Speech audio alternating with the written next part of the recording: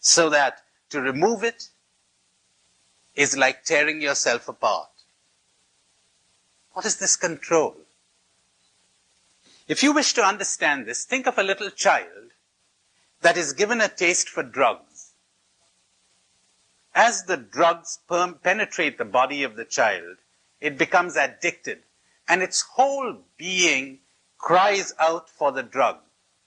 To be without the drug is so unbearable a torment that it seems preferable to die.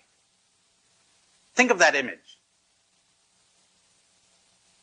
The body has got addicted to the drug.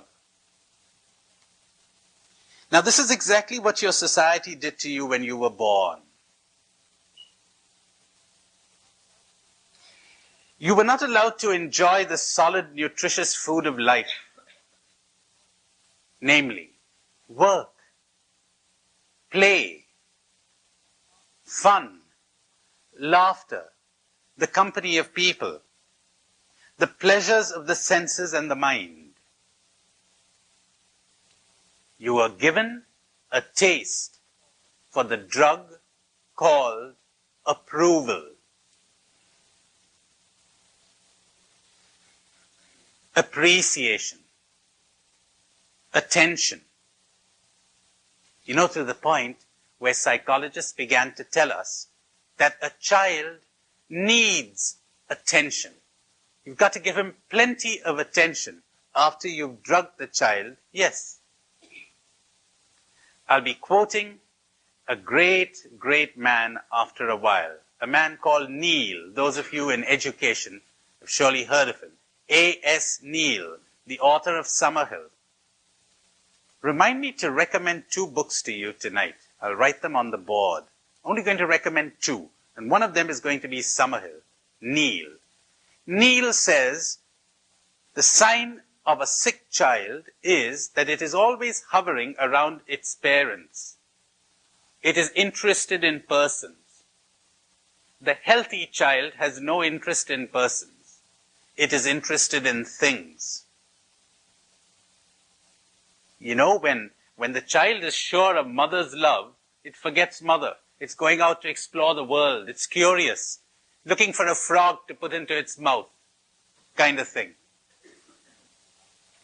When he's hovering around mother, bad sign. He's insecure. Maybe mother has been trying to suck love out of the child and not given the child all the freedom and assurance it wanted. Mother's always been threatening to go away in many subtle ways. All right, so we were given a taste for the drug called addiction, approval, attention. The drug called success. You've got to make it to the top. Prestige. Get your name in the papers. Power. Be the boss. That's a success story. People take orders from you. We were given a taste for this. Be the captain of the team. Lead the band. Having got a taste for these drugs, you became addicted and began to dread their loss. So the control. You felt terror at the prospect of failure, of making mistakes, the prospect of criticism from others. So you became cravenly dependent on people and you lost your freedom. Others now have the power to make you happy or miserable. You're craving for your drug. And much as you hate the suffering that this involves, you find yourself completely helpless. There is never a minute when consciously or unconsciously you are not aware of, you're not attuned to the reaction of others, marching to the beat of their drums. A nice definition of an awakened person is that this person no longer marches to the drums of society. This person dances to the tune of the music that springs up from within.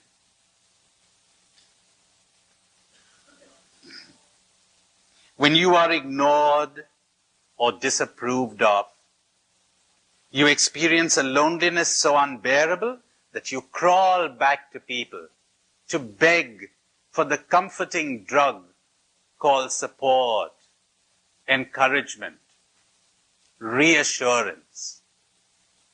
To live with people in this state involves a never-ending tension.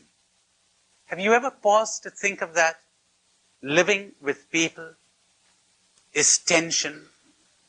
Sartre, hell is the other. How true when you are in this state of dependence, but how true? You've always got to be on your best behavior.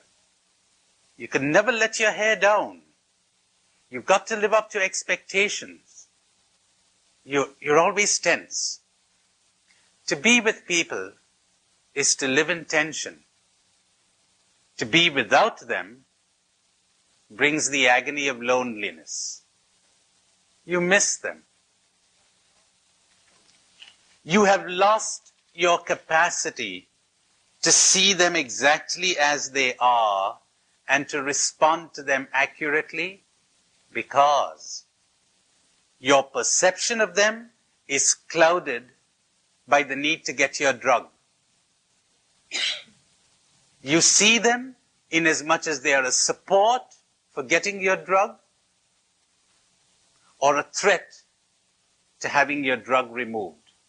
You're always looking at people, consciously or unconsciously, through these eyes. Will I get what I want from them? Will I not get what I want from them? And if they can neither support nor threaten my drug, I'm not interested in them. That's a horrible thing to say, but my dear friends, I wonder if there's anyone in this room of whom this cannot be said. If we really dropped our illusions, inasmuch as they can give me what I want or deprive me of what I want, I'm interested. I'm alert. Otherwise, not much interest or no interest at all. The consequence of this is terrifying and unescapable. You have lost your capacity to love.